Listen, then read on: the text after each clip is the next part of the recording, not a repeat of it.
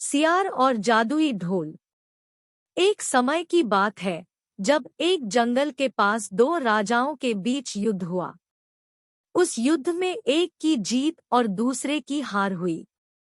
युद्ध खत्म होने के एक दिन बाद तेज आंधी चली, जिस कारण युद्ध के दौरान बजाया जाने वाला ढोल लुढ़क कर जंगल में चला जाता है और एक पेड़ के पास जाकर अटक जाता है। जब भी तेज हवा चलती और पेड़ की टहनी ढोल पर पड़ती तो ढमाढमढमाढम की आवाज आने लगती थी। उसी जंगल में एक सियार खाने की तलाश में इधर-उधर भटक रहा था और अचानक उसकी नजर गाजर खा रहे खरगोश पर पड़ती है। सियार उसे शिकार बनाने के लिए सावधानी से आगे बढ़ता है। जब वह खरगोश पर झपटा मारता है तो खरगोश उसके मुंह में गाजर को फंसाकर भाग जाता है। किसी तरह से सियार गाजर को मुंह से बाहर निकालकर आगे बढ़ता है तो उसे ढोल की तेज आवाज सुनाई देती है।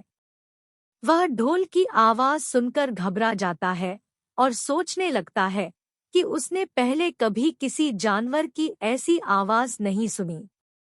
जहां से ढोल की आवाज आ रही थी, सियार उस ओर जाता है और यह जानने की कोशिश करता है कि जानवर उड़ने वाला है या चलने वाला।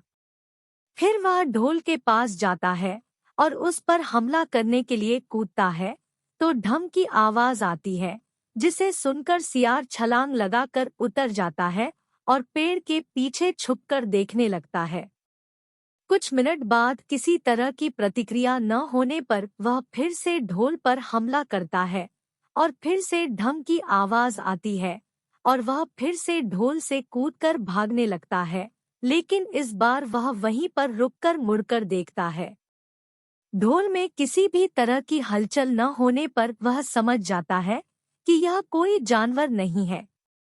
फिर वह ढोल पर कूद कूद कर ढोल को बजाने लगता है। इससे ढोल हिलने लगता है और लुढ़कने भी लगता है, जिससे सियार ढोल से गिर जाता है और ढोल बीच में से फट जाता है। ढोल के फटने पर उसमें से विभिन्न तरह के स्वादिष्ट भोजन निकलते हैं, जिसे खाकर सियार अपनी भूख को शांत करता है। कहानी से सीख। सियार और ढोल के कहानी से यह सीख मिलती है कि हर किसी चीज का एक निर्धारित समय होता है।